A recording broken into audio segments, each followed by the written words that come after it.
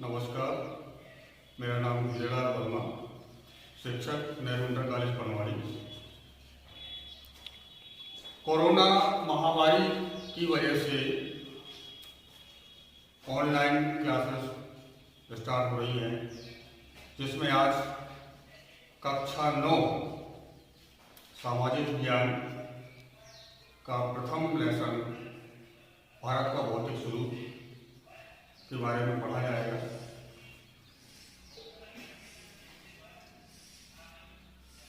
तो हम देखते हैं कि भारत का भौतिक स्वरूप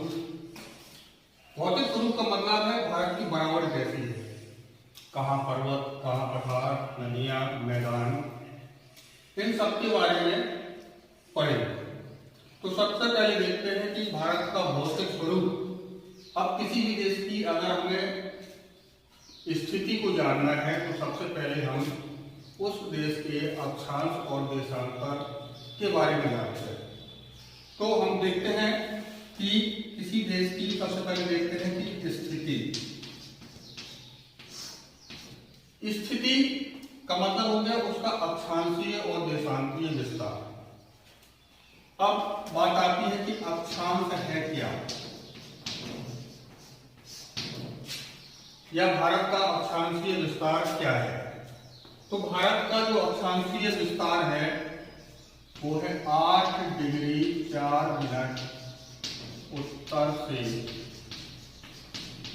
37 डिग्री 6 मिनट उत्तर। अगर इसका देशांतीय विस्तार देखें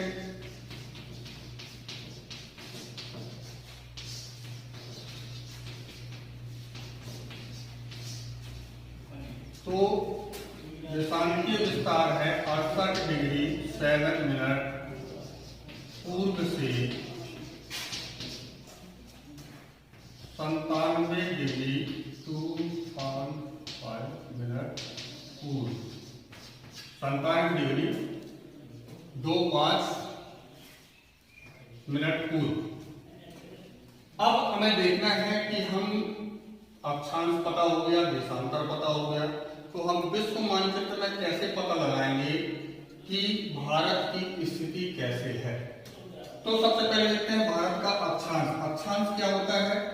अक्षांश जैसे मान लीजिए ये पृथ्वी है,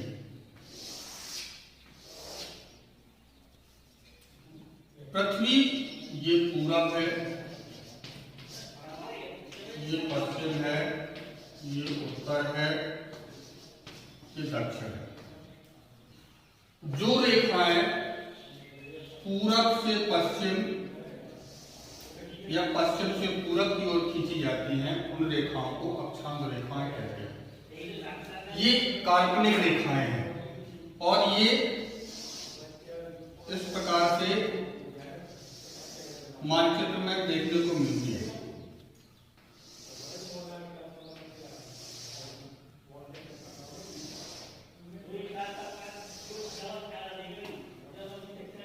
अक्षांश रेखाएं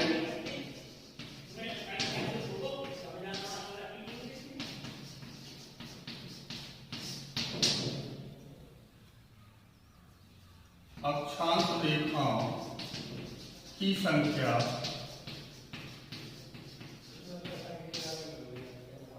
180 है और जो रेखाएं उत्तर से दक्षिण या दक्षिण से उत्तर की ओर खींची जाती है उन रेखाओं को देशांतर रेखाएं कहते हैं। ये इस प्रकार से खींची जाती है।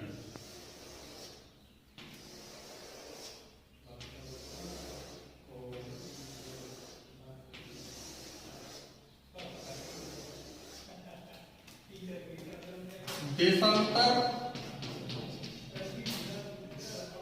रेखाओं की संख्या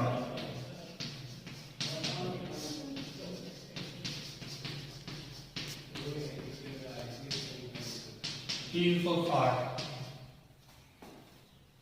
अब बात आती है कि अक्षांश और देशांतर रेखाओं का मतलब क्या है या इनका खींचने का मतलब क्या है। तो अक्षांश रेखाओं से हम तापमान को मापते हैं और देशांतर रेखाओं से हम समय को मापते हैं। एक देशांतर से दूसरे देशांतर के बीच की जो दूरी होती है वो 111 किलोमीटर है और जो समय होता है वो 4 मिनट। अगर हमें एक देशांतर से दूसरे देशांतर तक का सफर करना है तो उनके बीच की दूरी 111 किलोमीटर और इनका जो बीच का समय है वो 4 मिनट है। अब बात आती है कि अक्षांश और देशांतर। तो भारत का जो हमें अक्षांश और देशांतर विस्तार पता चल गया। अब हमें देखना है कि विश्व मानचित्र में भारत कहां पे स्थित है।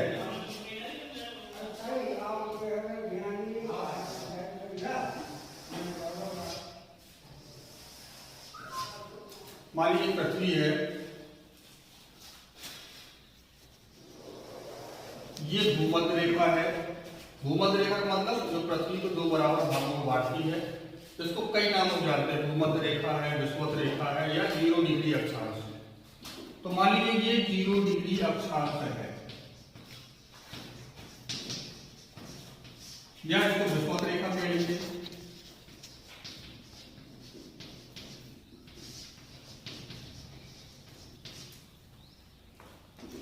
ये दोनों क्या है, ध्रुवीय क्षेत्र है, दक्षिणी ध्रुव और ये उत्तरी ध्रुव। 90 डिग्री ये होता है और 90 डिग्री ये होता है। अक्षांश 0 डिग्री अक्षांश के ऊपर 23.5 डिग्री अगर हम जाते हैं तो 23.5 डिग्री में क्या होता है, ये कर्क रेखा होती है।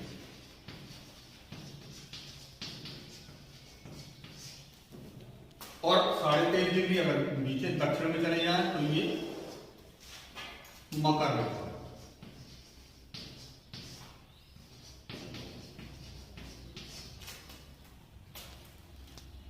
अब देखना है कि भारत की स्थिति क्या है। अब हमें अक्षांश, ये आपका 0 डिग्री अक्षांश हो गया और ये मान लीजिए 0 डिग्री देशांतर रेखा है। 0 डिग्री देशांतर। तो मैंने लिखा कि 8 डिग्री 4 मिनट, जो अक्षांशीय विस्तार है वो 8 डिग्री 4 मिनट उत्तर से 37 डिग्री 6 मिनट उत्तर। तो हमें उत्तर लिखने का मतलब क्या है। अब देखा कि भारत की स्थिति जो अक्षांश 0 डिग्री अक्षांश, उत्तर का मतलब 0 डिग्री अक्षांश के उत्तर की ओर।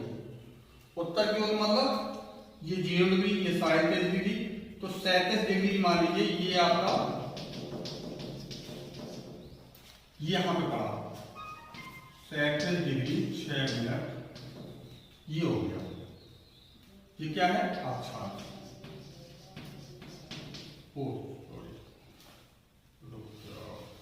का लेना है 8 डिग्री 4 मिनट की अक्षांश।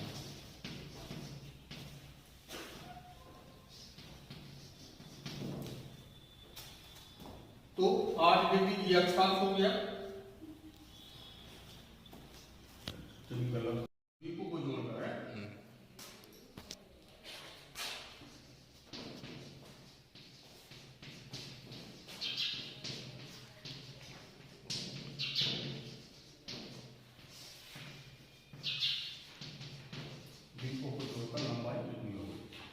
ठीक है।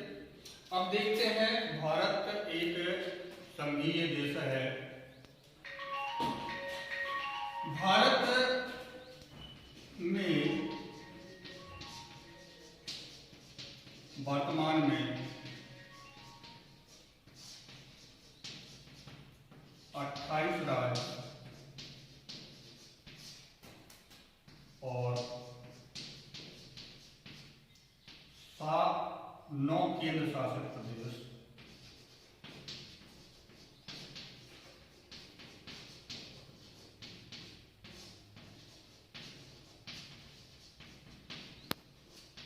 है। भारत एक संघीय देश है जिसमें 28 राज्य और 9 केंद्र शासित प्रदेश हैं। अगर हम इसमें पड़ोसी देशों की स्थिति देखें, उसके लिए मैं भारत का मानचित्र जो है उसको मैं बनाता हूं, तो देखें।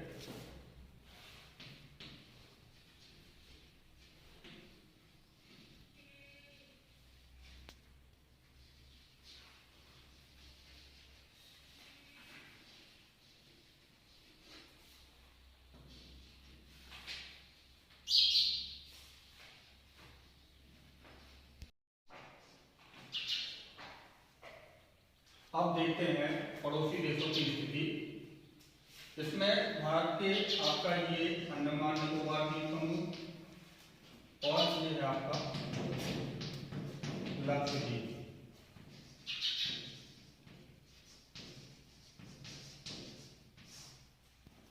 और ये आपका रहा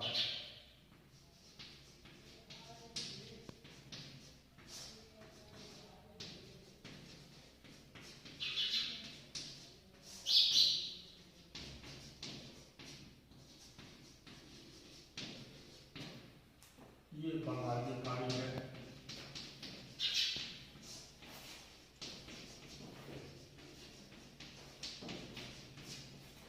ये अरब सागर है।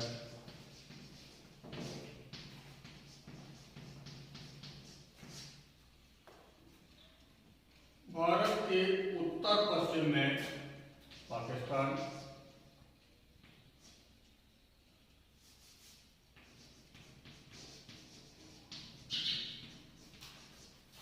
और अफगानिस्तान,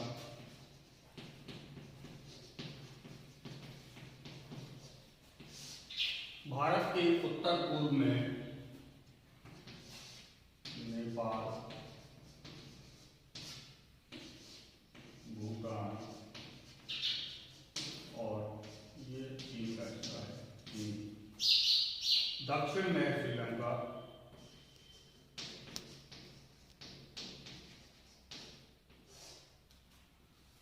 तो ये भारत के पड़ोसी देशों की स्थिति है। इसके बाद हम अगले भाग में इसी की आगे और विस्तार से